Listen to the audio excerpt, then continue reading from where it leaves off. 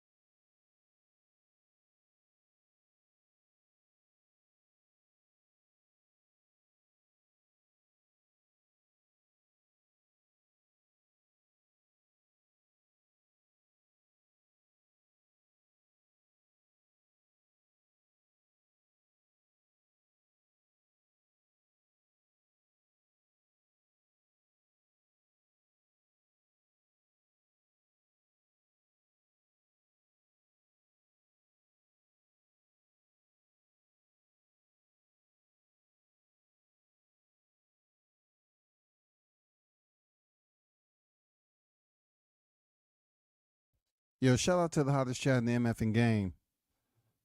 A-side official, no negotiations needed, period. You already know where we at. We back with another one. Hot Grease Chronicles EP 473 over. We still on this mission all year long. 2025. Let's get down to the topics, man.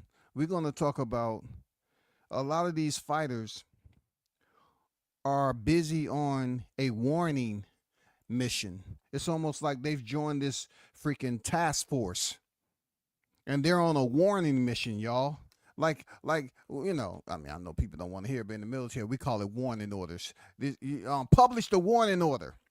It's a lot of fighters out here giving warning orders towards Terrence Crawford for taking this fight with Canelo. I'm saying, damn.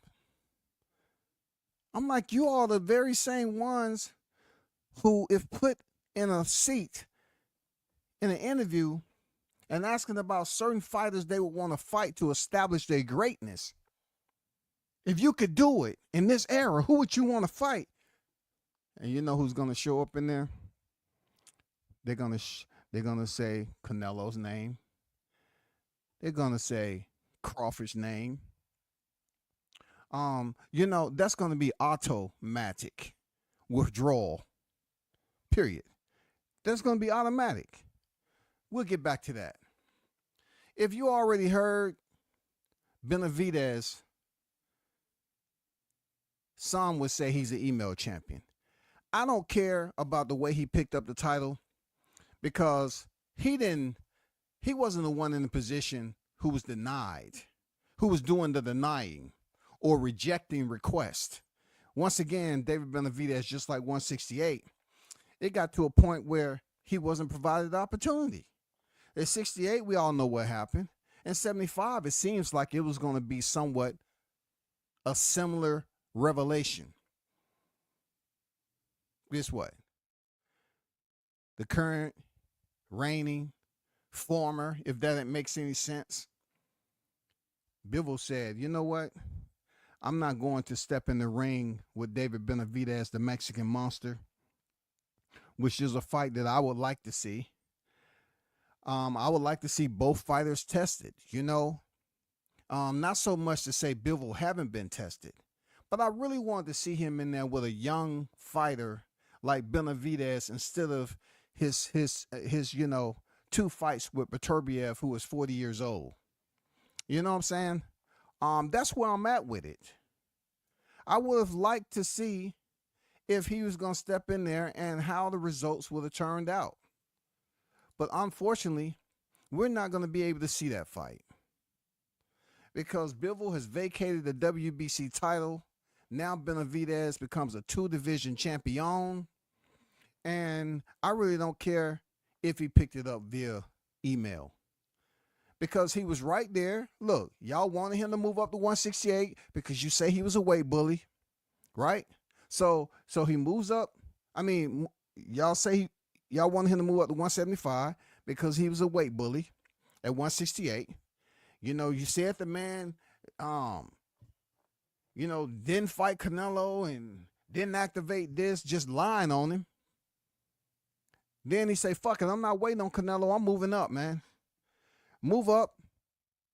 Have his fights at 175. Finally, go in there and beat that 2-division WBA Reggie champion extraordinaire connoisseur, David Morrell. Get him up out of there. And now he get rewarded.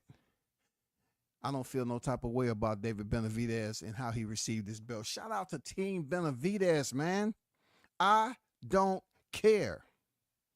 Because Bivol selected to disperse the belt. He selected to relinquish. So all credit should be given to David Benavidez regardless of how he received it. If it would have been Benavidez and he was undisputed and he came off his WBC belt and vacated, y'all would be like, oh man, here we go again, Benavidez. No, let that man have his glory. You know what I'm saying? Let him celebrate. But let me go to this freaking article right quick. I'm not going to read all of it.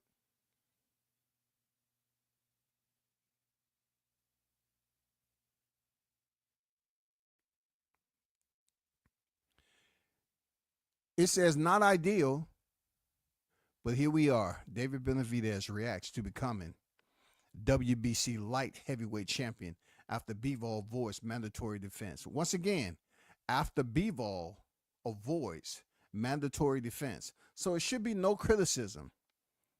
You know what I'm saying? No flag bearers that David Benavidez is an email champion. He didn't deserve it and all that. When do you stop using all these cliche terms, the dog out fighters, when their hands are pretty much limited to how far they can reach in this situation? He can't go up there and snatch Bivol's belt and say, it's mine now, come get it. That's not how it works. Bivol was the undisputed champion, and he selected against facing Benavidez. That's his right. If you ask people, who would you want to see, Bivol versus Benavidez or Bivol versus Beterbiev for trilogy? It all depends on the type of fight fans that's in your company. That's all. I would like to see Bivol Benavidez more than I would like to see Beterbiev. Why? Because I've already seen 2 fights. I thought Bivol won the first one. You know, he shut it down in the second one, crystal clear, straight to the point. Avoiding El Monstruo, the Mexican monster. Fans on social media overwhelmingly believe Bivol ducked Benavidez for fear of losing to him and messing up his big payday for a trilogy match against Artur Beterbiev. That's the one Turkey wants.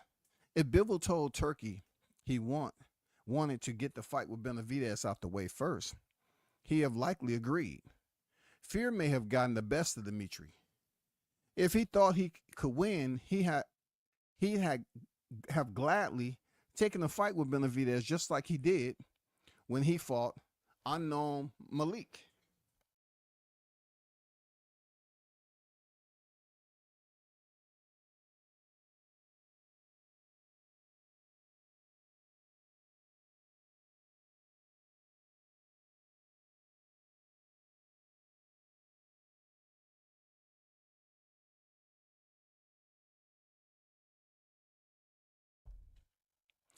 Benavidez is a high-risk opponent for Bivol. And his team may have seen his pressure style as too dangerous for them. Losing badly to the Mexican monster would have hurt Bivol's marketability going into a trilogy match with Beterbiev. He couldn't afford to have that happen. We don't know if Turkey would pull the rug out from under Bivol if he was beaten by Benavidez. and changed his mind about putting a trilogy together. David might only need to have one fight before the winner or the loser of Bivol versus Arthur Beterbiev. Damn, man, you said his full name already. Dang. Bivol versus Beterbiev, trilogy contest. Looks his way to try and recapture the WBC belt to become an undisputed champion. It's difficult to predict what Bivol, 34, and Beterbiev would do because both have made a lot of money in their 2 fights thus far. The third will increase their bank accounts even more to where they don't need additional finances. Both of them are getting pretty old. So we'll have to see if they want to reclaim the WBC belt from Benavidez.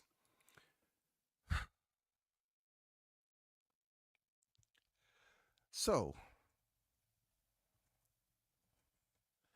when you read these articles, right, you have to say to yourself, it said, you heard what it said. Both of them are getting pretty old, right? Okay. I have to do this. You know what I'm saying? I have to do this. Let me share screen right quick because, some people, I hear them all the time, man, and these cats just be up here just putting anything to print, bro.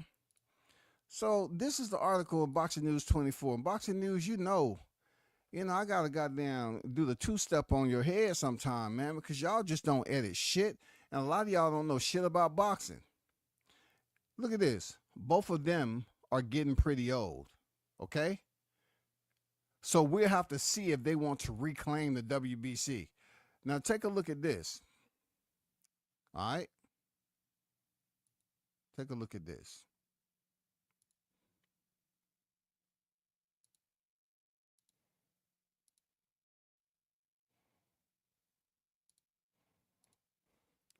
This is Dimitri Bivol, former light heavyweight undisputed champion. Look at his age, 34. And they said both of them are getting pretty old. You know what I'm saying? Yeah, that shit right there irritate me, man. Because you have the resources out here, simple as it gets. This is Beterbiev. Clearly, there's an age difference. 40 years of age, y'all. 40 years of age versus Bivol, 34 years of age. But they in here talking about both are getting pretty old. That's why I say, man, don't be hesitant to just look up some shit, man. You know what I'm saying? Just look up some stuff. Some of these segues, these media segues, just be on some nonsense. Driving while stupid. For real. DWS, man. Driving while stupid. It goes on to say,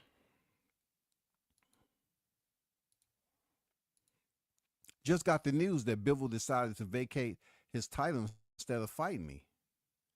Now that makes me the WBC world champion in light heavyweight.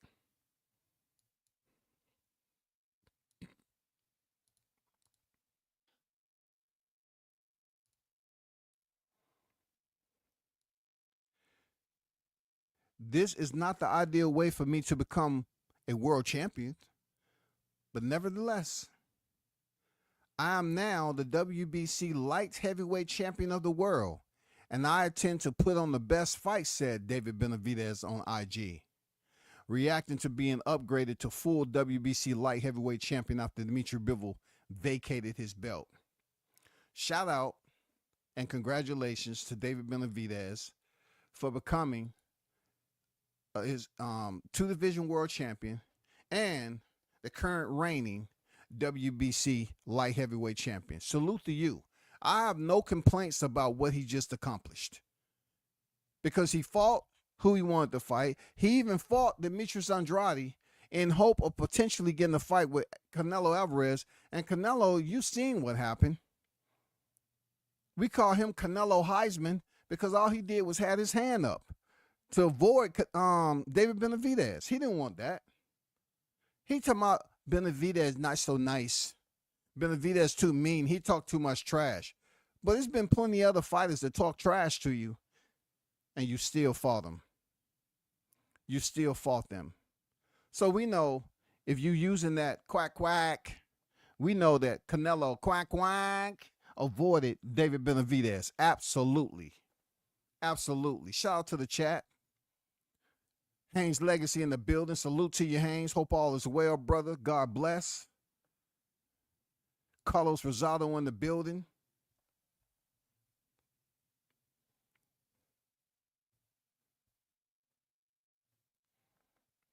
Mike in the building. I'm telling you now, WCS, when Crawford part Canelo, he will have to retire because they all going to avoid him after that. He might just have to fight Usyk after Canelo. Now, you know, for him taking out two giants, supposedly, allegedly, that may cause boxing to go into a recession, Carlos. Arnold Brown in the building. What's good? I see you. Boxing might go in a recession. You know what I'm saying? So, hey, let's keep it moving. Let's get to the next task at hand. Let's get to the next task at hand. Dimitri Bivol. Should we consider Dimitri Bivol to be a guy who made a business decision? Should we consider him to be a quack? Or should we say, you know what? He fought the best at light heavyweight, a guy who once upon a time had 100% KO ratio, right? Could he have made the best decision at this point in his career for the most money? It's a little bit of both, but you know how I don't like saying, you know what, I'm going for this fighter right here, but my heart is with this guy right here. I'm going for that fighter, but my heart is over here. I don't like that. So when it comes to prize fighting and Bivol's opportunity that he's been able to hit the highest tier, he sit atop the throne of the light heavyweight division.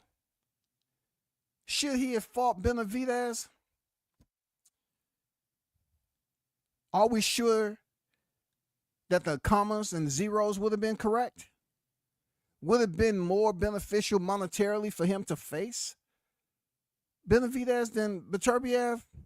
Like I said, it's all about who's writing the checks, right?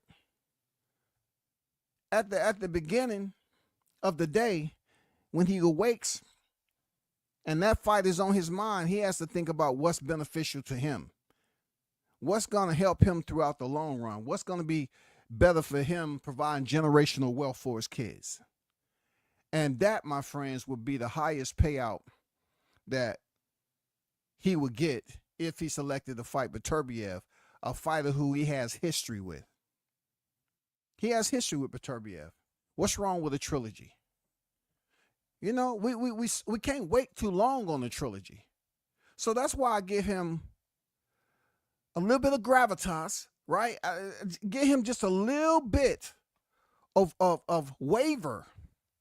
I give him the hall pass. Why?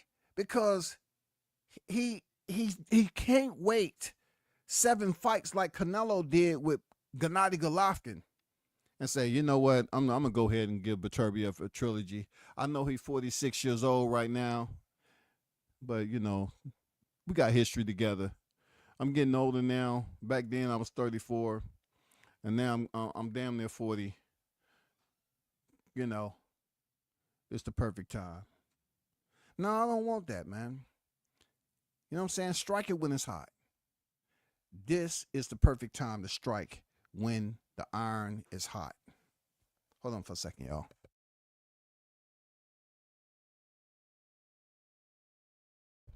So that's why I kind of give him a hall pass, right? Because he did earn it. It seems like whatever Bivol does, people are not content. When he went in there and beat Canelo, were you not content that he beat Canelo? Or were you looking for him to get knocked down or Canelo to go in there and have an easier go than what happened? This man gave Canelo his second loss, for which we haven't seen Canelo lose in a long time since Floyd Mayweather. So therefore, he has made some huge strides, some incredible leaps in his career. So since he's a single division champion, and now, he would go down in history as being a 4-belt undisputed, I don't blame him too much for coming off that WBC title. Because if the money is more grandiose on the side of fighting Beterbiev, then I'm saying, Bivol, salute to you. Go get the bag. You don't have nothing to prove to Benavidez. Now, on the darker side, you have the boxing fans. Now, don't get me to talking. I don't know what boxing fans we're talking about. I don't know about the casuals, the hardcore fishing on. I don't know. The hardcores acting like casuals and casuals pretending to be hardcores. You don't know what the heck people are talking about this day and time. But when it comes to Benavidez, man, he has such a one of those careers that has those road work ahead. Construction. Beware. Slow down. Hasn't it? His career has been like a construction zone. Seriously. When you run up on the road, you got dirt everywhere. They digging on the side, doing stuff. It's just been obstacles to really put him over the top. It's just been right when you think this is it. Bivol vacates the title. Now, a lot of us would have assumed, like, man, this is going to be incredible clash between these two. Incredible. I mean, style for style, yes, this is going to be incredible. But Bivol said, I'm going with the money. It's unfortunate for Benavidez to once again not get the presentation that he would like.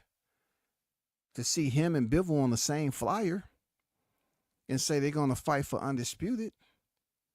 Of course, Benavidez would have enjoyed that moment. But he's been handed the title. He says it's not the ideal way. Now he's going to have to go up there and fight somebody else. Who he's going to fight at 175? He has to go somewhere else and fight somebody outside of the top two. Bivol and Beterbiev is the top two light heavyweights. He has to go out there and fight somebody else, man. Who cares?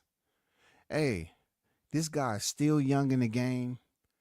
Before he leaves the sport, he's going to be a 3-division champion when he moves up to cruiserweight. And I said this a while ago. I'm pretty sure Benavidez is going to be a heavyweight.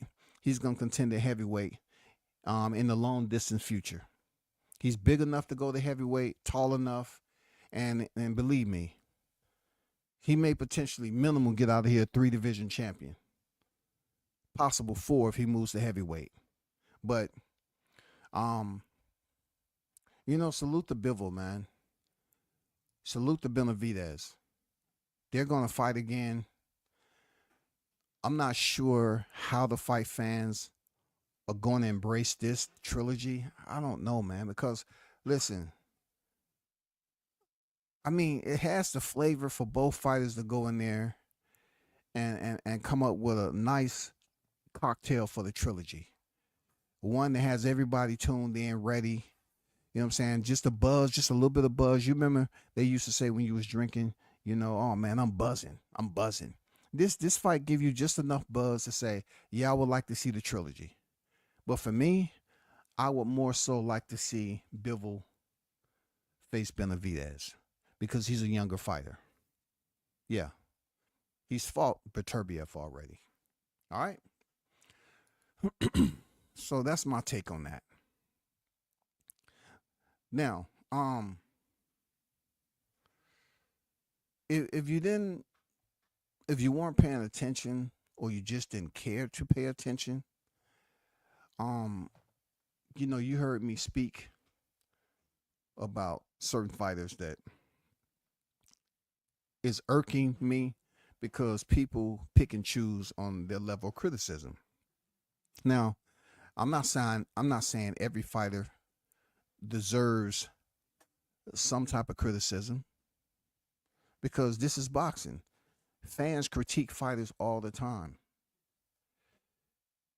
But my point is the Shakur Stevenson situation. I'm curious to know what the numbers were for Turkey Al-Sheikh. I'm curious to know why Turkey Al-Sheikh reduced those numbers. I'm very, very curious. I'm serious. I'm very curious, Turkey, as to what the original numbers were for William Cepeda. And what did you see in his fight with Tevin Farmer that may have influenced or persuaded you to reduce the offer opposite of what you told this man before? Should Shakur Stevenson put him on blast the way he did? Yeah, absolutely. I mean, it seems like everybody's doing that, right? It seems like all these fighters are doing that. It seems like everybody want to go and put stuff online. It's really nothing that's personal and intimate no more with these fighters. As confidentiality is here on social media. But if Turkey Al-Sheikh gave his word, I believe this probably happened at the Ring Awards, the Ring Magazine Awards, when he was out there. I think he really gave Shakur Stevenson a higher set of numbers. And I'm just going to put it out there. I didn't, earlier when I was bigging up Riyadh season,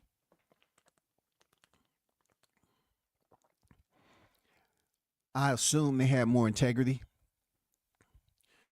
But there's a notable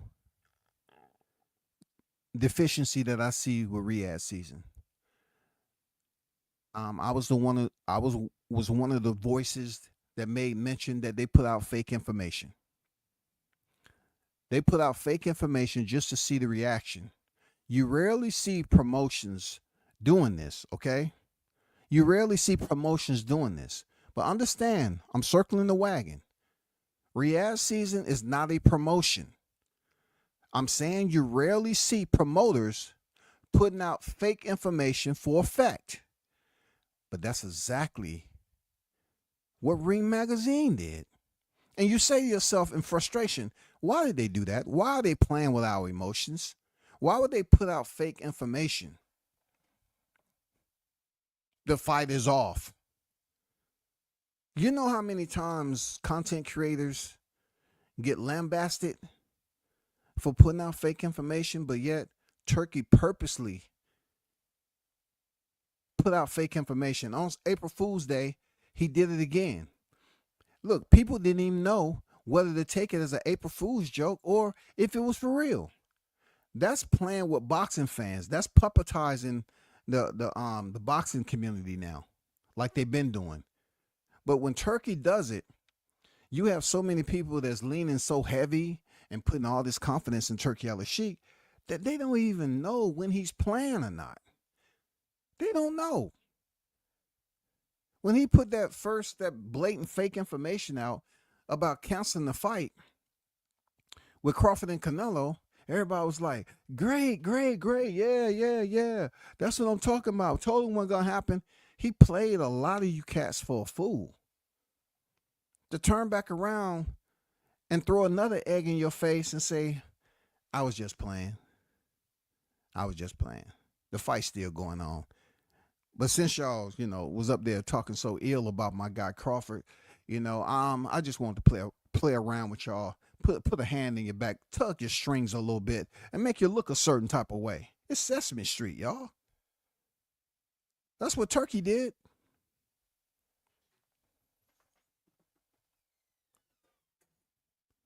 But now it's coming off that somebody over that way lacks honor, lacks integrity. Because if you told Shakur Stevenson, you proposed this number, and he has Shakur Stevenson has absolutely nothing to do with the secondary decision.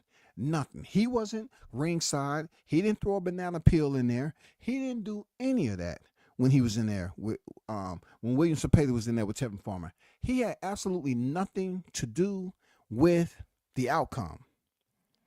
But to blame Shakur in an indirect way and say, I'm going to reduce the money that I originally proposed to you based off somebody else's action not living up the part. That's messed up. And look, it's a fine, fine line when it comes to boxing. Fine line. When it comes to trusting the business. Why? Because it wasn't on paper. This was something that was just verbally committed on. It wasn't on paper. So therefore, if anyone selects to recant at any given moment, it's easy. We never signed anything. It's almost like a term sheet. It's almost like a handshake. The grip and grin photos. I'm just saying. They really don't have to hold any type of integrity or honor system to a verbal agreement. But the even messed up part about it, like I just mentioned, is that Shakur has no culpability for persuading or influencing Turki Al-Sheikh to change the numbers. So when it comes to this decision for Turki to say, yeah, you had your towel boys out there, people have to understand he's dealing with Jay Prince, man. I'm not saying Shakur is not thinking about that himself, but Jay Prince is his manager. A lot of you cats speak as if Jay Prince doesn't know anything. Man, he does, bro. There's no money going to be flying and flip-flopping around here like a fish out of water without Jay Prince knowing it on one of his fighters. It's not going to happen. Y'all speaking as if Shakur doing his own business, bro. Stop. Jay Prince know everything that's going on with the numbers and all that. And he does negotiate hard. So I hope Shakur is able to get those numbers. So to my transition from Shakur Stevenson about these numbers is this. I'm not sure and I'm uncertain as to the origin of why so many content creators attempt to quantify the amount of money that they believe Riyadh season is losing. Now, you wasn't quantifying or doing spreadsheets or any of that when DAZN said they lost $2.some billion. Yes.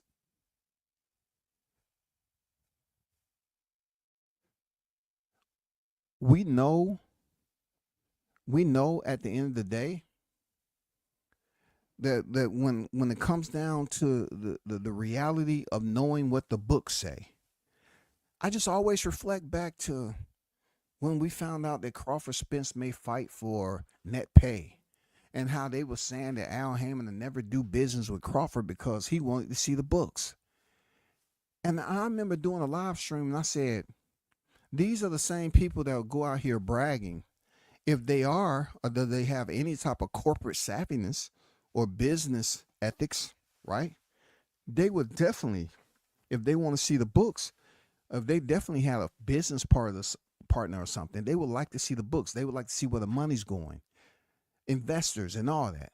But when it came to Crawford, he said how dare he wants to see the books when it come to Al Haymon.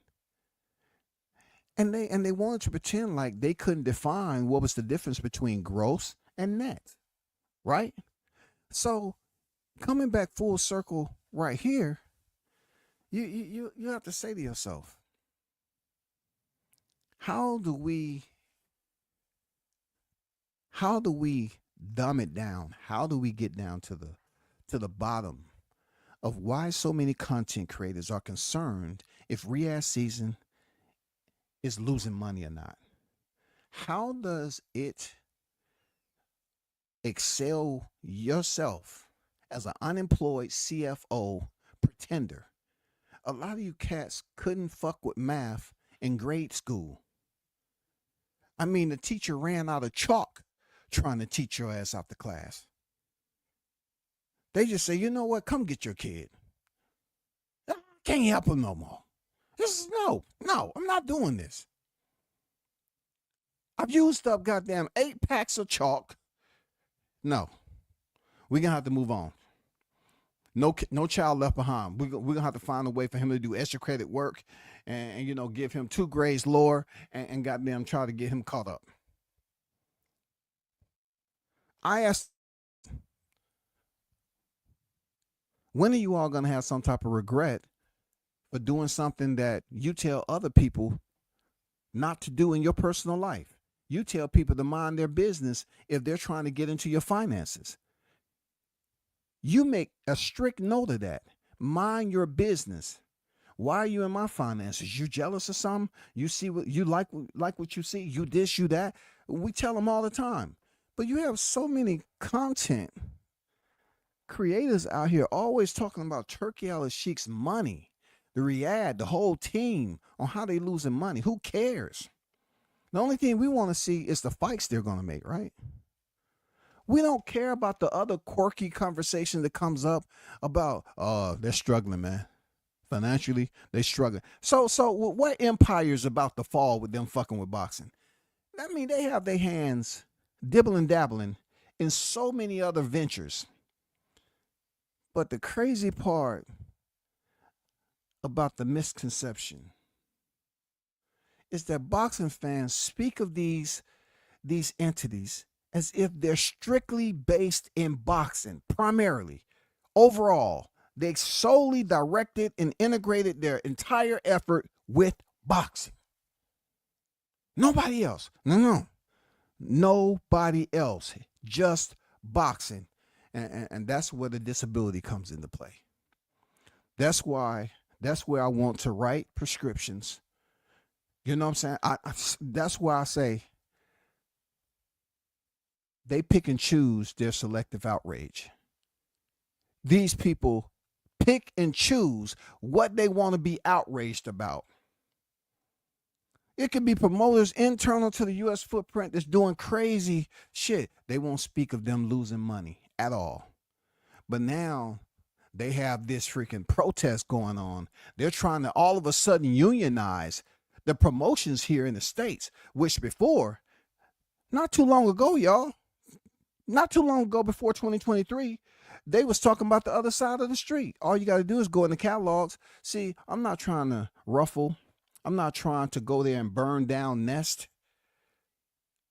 But I've taken notes over time of channels who was up here saying this stuff, you know, before Crawford and Spence actually touched down center square.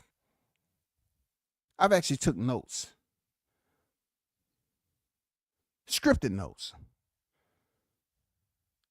I took notes of all these cats that was going strictly for the PBC and absolutely criticizing and shitting on Top Rank whenever they had an opportunity, especially when Crawford was still there. They showed no mercy. Oh man, Crawford's on the wrong side of the street. That's his fault. In translation, they didn't give a fuck about what promotion made what money. Now they trying to get together, kumbaya.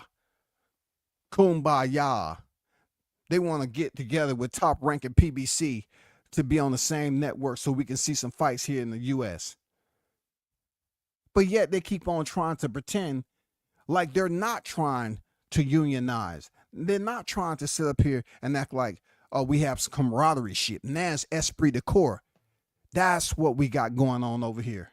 I'm all for our promoters. Yes, U.S. boxing, U.S. boxing, U.S. boxing. Now all of a sudden, they want to climb Mount Rushmore barefooted.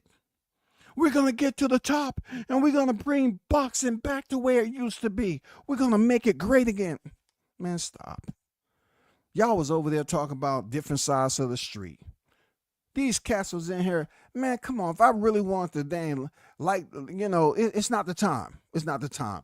But if I really wanted to put some screenshots up here and drop them notes on these channels who was talking all that other side of the street shit,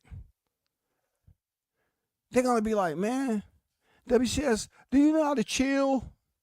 Why, man? We're trying to go for change. That's what we're doing, man. We like-minded enthusiasts. We're trying to go for change.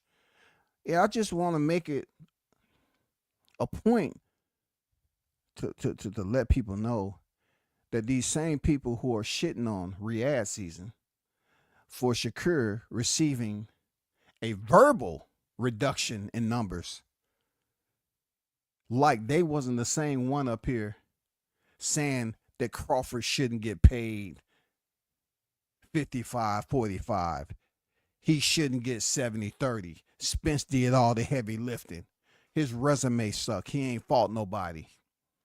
When Spence said, oh, we'll give him 70-30, 80-20, 90-10, whatever we want to give him, he keep talking. That's Spence words. Only to get to a point where he ended up giving that man the Oklahoma special. They bet it. He limped in with a measly 100,000, and Crawford raised him 900. He said, let's bet $1 million. And the man had the $1 million in the contract. How did that happen? Even more so, the man had a coin flip. But back to Shakur Stevenson. Shakur, fight for what you're supposed to fight for. But understand this, in the business layer of boxing, a verbal agreement is like a heart murmur. It might stop you a little bit and say, for real? You're telling me you're going to give me that much? Okay, cool. It's going to make you slow down a little bit. It's going to seem a bit awkward, especially if the numbers was higher than what you made. Yeah. The compliment is going to be everything you expected on the score. Man, you're going to get a temporary period of relaxation. That's what that check, them numbers, especially if it's a higher monetary margin that you ever got in your career. But Turkey, I can't even talk to Turkey. Turkey does his own thing. They're up here talking about, the Riyadh season is broken shit, and that's why Turkey reduced the numbers. Come on, fellas, be smarter. Be smarter than that. Stop walking around here like you mentally handicapped. They haven't got to the point where you can purchase a prosthetic brain off of eBay. Come on, man. Some of you niggas still trying to find that shit on Craigslist. Stop playing around, man. If you're all about boosting up the top rank in PBC, to combine forces, cool. I have no complaint. But always remember, I will be the one to remind you that the same ones is up here talking about what we can do here in the U.S. and all that is the same one that was shutting it down. The exact same ones. Let me transition over to my guy, Ennis. Jerome. Nah, I ain't gonna disrespect him. Jerome Ennis. Jerome Ennis has a situation going up. And it ain't on a Tuesday either. Okay? Jerome Ennis has a situation going up real soon. Okay? Jerome Ennis' situation is, you have a lot of people talking about Brian Norman Jr. and him getting his opponents out of there. I said at one point in time, if you want to look at Jerome Ennis' last two fights and look at Brian Norman's last fight, prior to this one, people want to see Brian Norman's knockout and the way he beat old boy up in his backyard, right? So Ennis went in there and had two outings with Karan. Karan received much needed fanfare off of that, going the distance. He received a little bit more clout. He might have earned maybe about 4 to 5 more followers on IG. But the person who suffered the most was Jerome Ennis. Here's a fighter who I've been trying my best. I've been trying my best for that moment. I never went against Ennis against Karen. I want him to go in there and show out. But it got to a point of frustration with me, is that Ennis continued to say the same thing. I can't even call a producer notes. He kept saying the same thing over and over again, in and out like a robbery, where he wasn't in and out like a robbery. You're talking about a fighter who's finally able to spread his wings. This man has an 87.88% knockout percentage, 33 victories, 0 defeats with 29 knockouts. The bar, the barometer, the metric of expectations for you, Jerome Ennis, is out of this world. You're 27 years of age. You a youngin' in the game still. You below 30, yo. Your name, people love saying Boots, Boots, Boots, but not so much the way it used to be, Boots. Like when Crawford beat Errol Spence, they were saying your name with confidence. They was speaking on your name. They was love. They said, "Hey, tell Crawford to fight Boots." They was just throwing your name around here like, yeah, that's easy. That dude got my support. They had transferred, the Spence fans transferred their attention from him over to you. Then things start to materialize where they just didn't feel like you was performing up to the expectations, right? So now you at a point where you're about to venture into an area where fight fans have been waiting on. They've been waiting for you to take the next step. Now you have a unification. April 12th, 2025. Okay? And as you going in there to defend and challenge Stanthionis, who's 15-0. You have over half there, Ennis. You have 2 times more victories than Stanthionis. You're about to walk in the Boardwalk Hall, Atlantic City, with your IBF World Welterweight title versus the WBA World Welterweight. Both of you all are champions. This is a welterweight unification. The expectations, Ennis, is this. It's no half talking. No in and out like a robbery. All the fight fans want you to do is go in there and perform up to the level for which they know you can. They know you have that flash. They know it. They know that you have that flash. You have the skills. You have the toolbox. You have that Philly assignment. It's in spurts throughout the fight. We see that shit. Spark. Boom, boom, boom. But we're not looking for spark no more. We know you got the spark there. And the fight fans are looking more so for the fire. They want you to bring that element, that force from within that Ennis, and set the place ablaze. That's what the fight fans are looking for. They don't want these spurts where you shine, you put out that beautiful combination, and then you just park bench up against the ropes and chill. Ain't nobody trying to see that shit. People understand that you have the package to go out here and somehow, some way, pull the fans in to be Jaron Ennis fans. But you do have your moments. Like when the bright lights are on you, the ring walk stands out more than actual performance. I know some people that may, hear this and say, "Oh man, what you talking like that?" He going there. No. You have to keep a clear understanding with yourself. Stop being selectively outraged with certain fighters. But then you double back and say, "Man, he did well against Karen. Let me break down the fight." I don't want to hear you break down shit. All we know is we didn't want the fight. We know that Norman Jr. fell out. Everybody was talking about who ducked who. But a lot of us still feeling salty on how he got the IBF championship anyway. And then once you get it, you say, "Oh, WCS, why do you have to continue to remind people what I said prior to me getting the belt?" I get the belt, I'm stepping on them. I get the title, it's over. Well, once I get the belt, I'm stepping on them. I was waiting on you to step.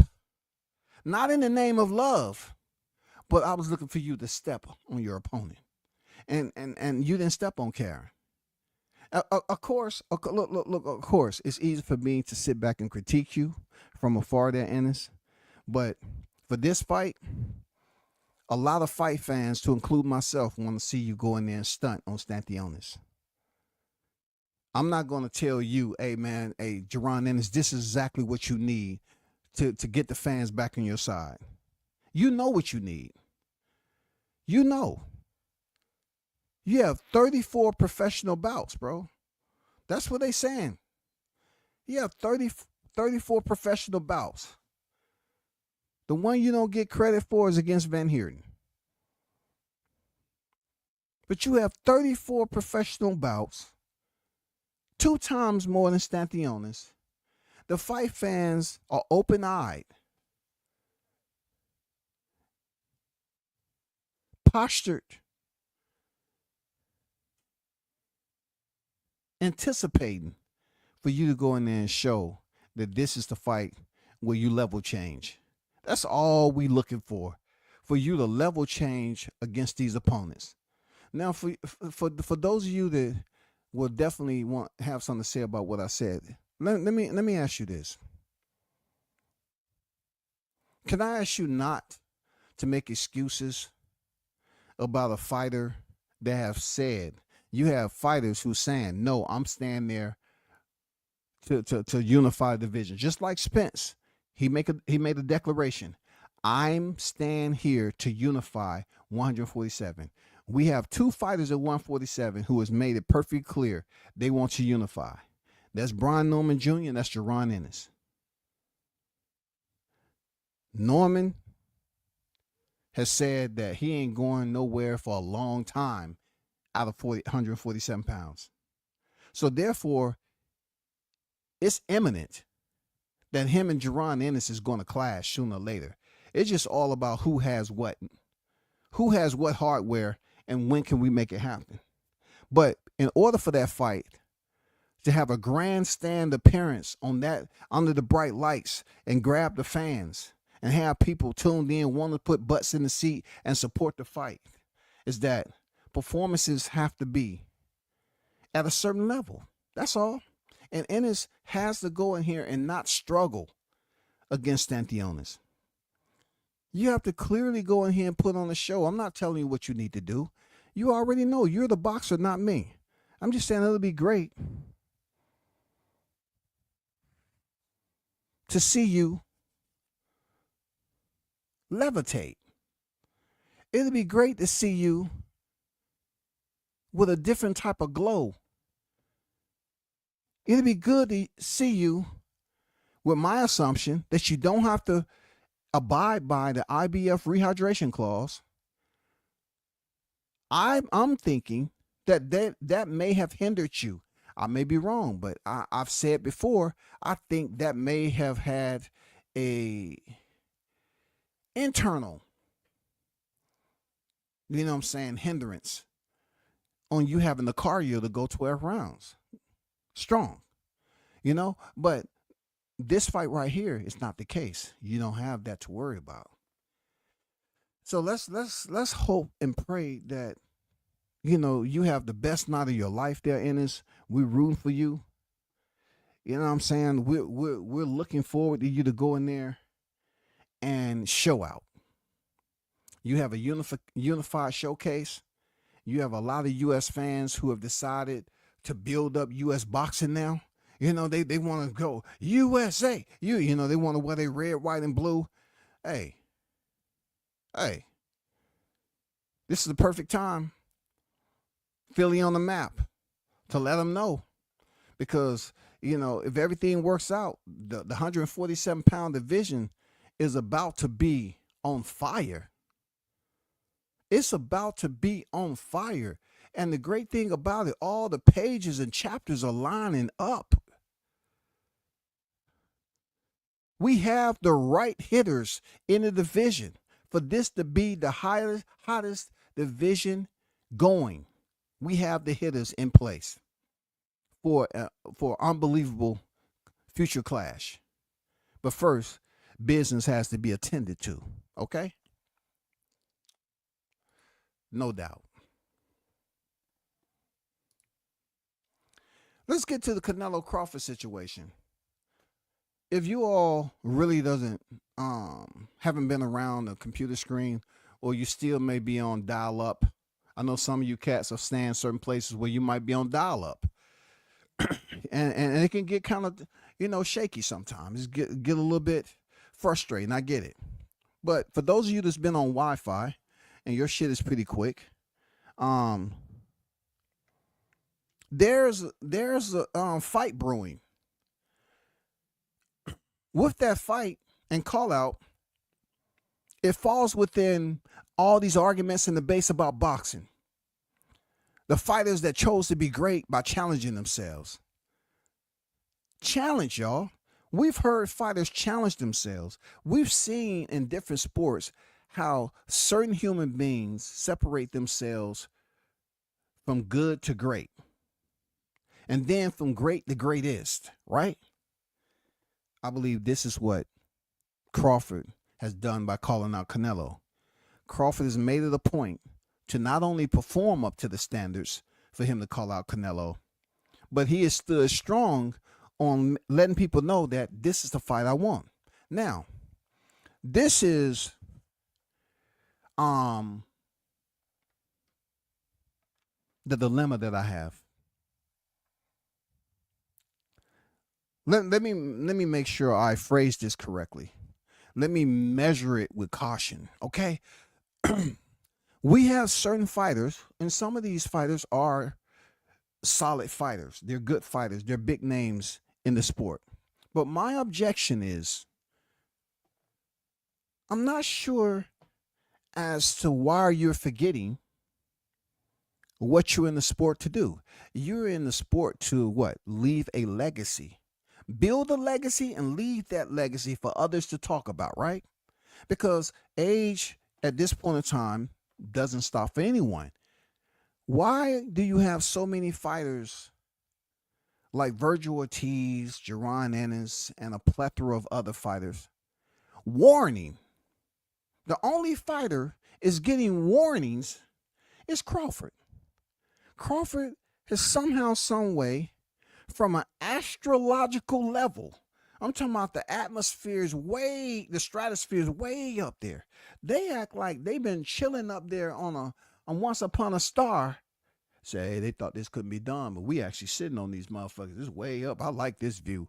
You act like y'all was chilling up there on Once Upon a Star, talking about what you would like to be as a professional boxer, what you would like to achieve. And then all of a sudden, when you came back and you got burned the fuck up, re-entering the Earth stratosphere, you forgot. You had a brain fart. Your memory was erased. You all are acting like when you came into one of the most brutal sports in combat, you wasn't here to challenge yourself. You're trying to basically wager some type of internal war because you feel what Crawford is doing requires you to give him a warning. A fighter who has more accolades than a lot of you fighters that's giving out the warning order. How does that work exactly? Because they always say no fighters are scared of other fighters, right? What if a fighter is scared to basically step up to the plate and challenge themselves to do something that they haven't really seen done in this era? If you look at how social media is, there's a lot of deception, visual deception, verbal deception that's going on right now via social media. So you have a lot of people that are C-type blind humans. They see shit for what it's supposed to be initially, but when they converse with others about that same entity, they want to play stupid. They want to act like they're not up here telling their kids, be great, be the best you can be.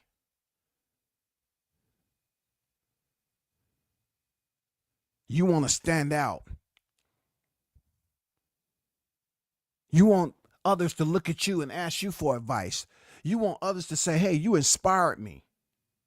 But when it comes to Crawford calling out Canelo, I see all these warnings and shit. I see all these fighters going for warnings. Oh, man, I'm warning Crawford that all that weight he's gaining, all that muscle, is not going to work out the way you think. I'm warning Crawford that Canelo's not going to be an easy fight.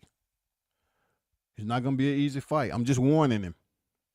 I'm warning Crawford moving up 2 weight classes, all that preloading. Yes, you have a year to get ready, but all that preloading, you're really jumping into a situation that's a little bit hotter than you think.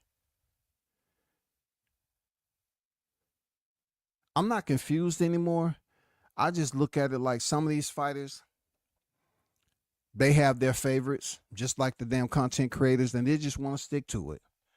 Just like a fly on shit. They just feel good. They familiar with it, and all they do is just buzz around. Oh man, that's some fresh, piping hot shit right there. Look at the goddamn steam coming off that. Let me just land on here and start feasting.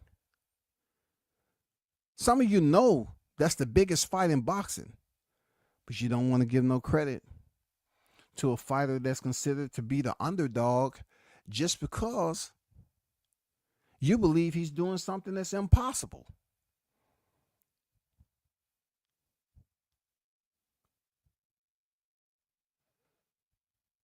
You think it's impossible, but it's difficult to convince Crawford that it's impossible because he does things and say, I've been fighting bigger guys my whole life. I've been proving myself my whole life. What do you think this is? I mean, this is nothing new to me. I've been doing this, that, and the other my whole life. So don't think I'm stuck at the intersection. I'm good.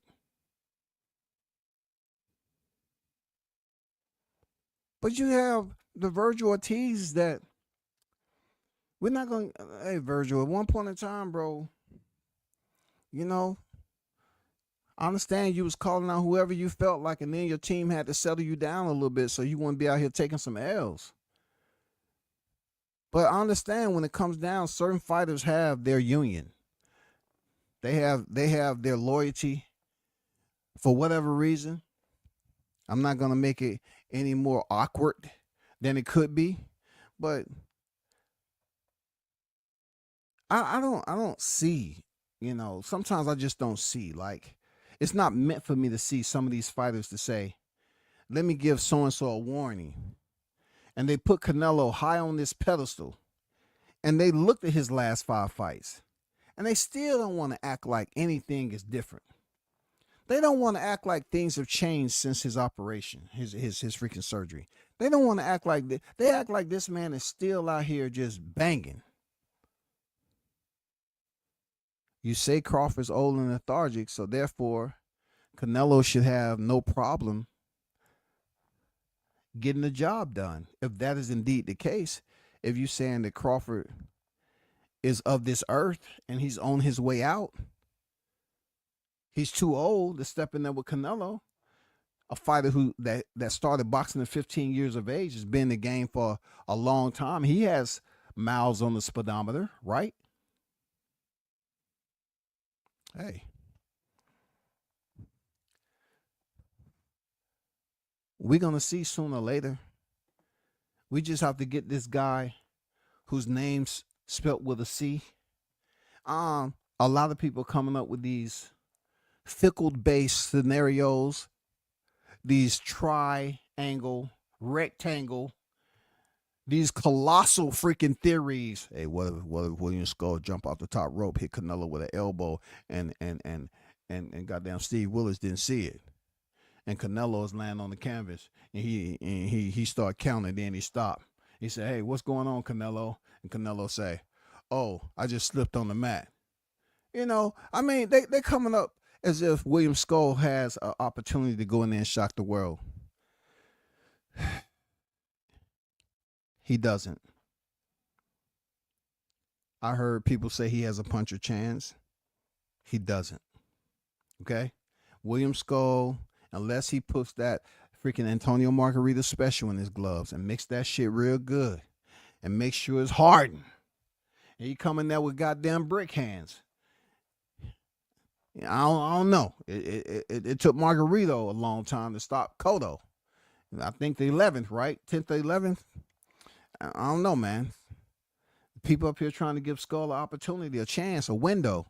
I don't think it's going to happen. Once he disperses Skull, the whole weather of this YouTube community and X is going to change. Now the entire focus, just like it was when Errol Spence stepped in there and finally picked up the 3rd belt against Ugas. Now the whole entire boxing network, the enthusiasts, they're gonna home in on the fight of the century. They're going to zone in, and you're going to start seeing friendships severed. You're going to see people running around here with maniacs, scheduling street beefs. You're going to see and hear a whole lot of drama like we have an internal civil war. You're going to hear racism all over the place. You're going to hear certain things come up out the grave that you thought was buried from when Crawford was at top rank.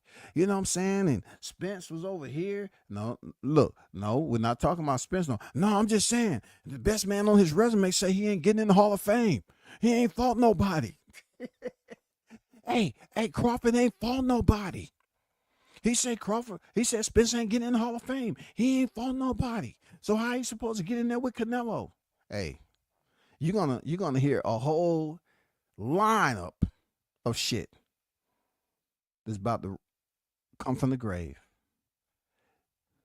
Watch what I tell you. It's gonna be nice. I just can't wait for this skull fight to get over with. I'm ready for it to go. You know, I'm ready for it to go. When I say go, I'm ready for the green light for the presser. I'm ready for the first presser to happen. I just can't wait to see how Crawford and Canelo fans clash. Ooh-wee. Ooh-wee. One thing I know about Crawford, he's not going to sit up there and act like a do-boy, like Jermell Charlo and all that. Like Homie Mongiel. He ain't going to do that. He going to go up here, he going to talk his talk with respect and disrespect. He's not going to be up there just kissing ass, bro. He's not going to be lightly introverted for the first time. No, that's not going to happen, man. This is going to be a great intervention for boxing because Crawford has the opportunity to shut down Canelo's fan base. He has the opportunity to shut down boxing temporarily until they revise the grid square. They're going to have to check the power grid after September. For real. Boxing is going to go dark. People are going to be talking with candles. Shh. Hey. I want us to have our inside voices. Did y'all see what just happened over there at Allegiant Stadium? Oh my God. Did y'all just see what happened? Man, I just want to cry alone in the dark. I don't ever want to live in the light again. I just have to. It's going to be tough going on social media. I lost so much money and credibility. It's going to be so tough. See, the good thing about it is that WCS is going to be donating candles for you all to sleep in the dark. You know what I'm saying? To get yourself relaxed and realize that reality has struck. Yes, I just can't wait. I don't want to put too much into this, you know what I'm saying? Because we still have several weeks out for this retrograde to happen, goddammit. I want to give a big shout out to the hottest chat in the MFing game. Thanks everybody for the support. I appreciate you. We're going to get back to you, Canelo. We ain't going nowhere, man. We are going to return with the turbulence, Canelo. Your time is ticking.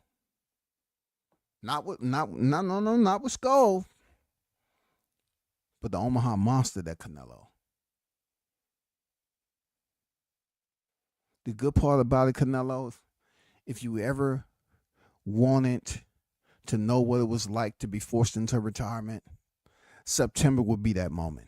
The good thing about it, the person who's going to put you into that moment mentally and help you go along with the process and help you make up your mind, it's going to be the Omaha Monster. Until next time, people, y'all hold it down. I'm out.